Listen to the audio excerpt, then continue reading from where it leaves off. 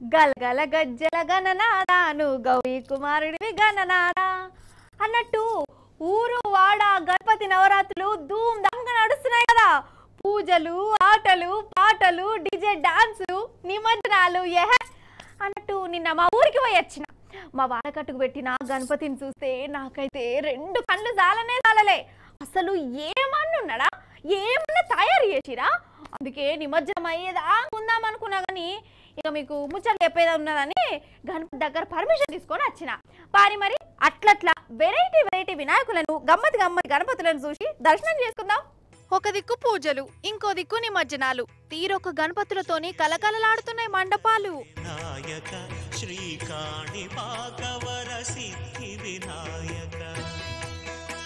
వరెవ్వా ఇగో ఈడ చూడుర్రి, అరిసెలు, గ్యారెలు, గర్జలు, పులిహోర, అగో ఆడ మురుకులు, అగో గులాబ్ జామున్లు, సేపులు, మిరపకాయ బజ్జీలు, పులిహోర, బెల్లపన్నం, పెరుగు, పాపడాలు, అప్పడాలు, వీటిని ఏమంటారో వడలేనా?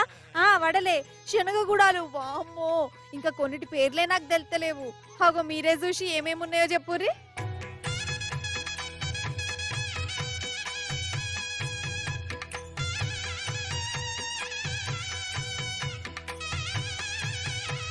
సుషిరా, ఇవన్నీ మైబాద్ జిల్లా పాలకుర్తి గణపతికి పెట్టిన నైవేద్యం.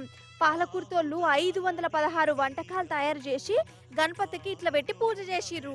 పాలకుర్తోళ్ళు 516 వంటలతోని గణేశుని పూజ చేస్తే ఇటు పెద్దపల్లి జిల్లా సుల్తానాబాద్ లో నిలబెట్టిన వినాయకునికి 165 ప్రసాదాలు ముంగట పెట్టిరోల్లా.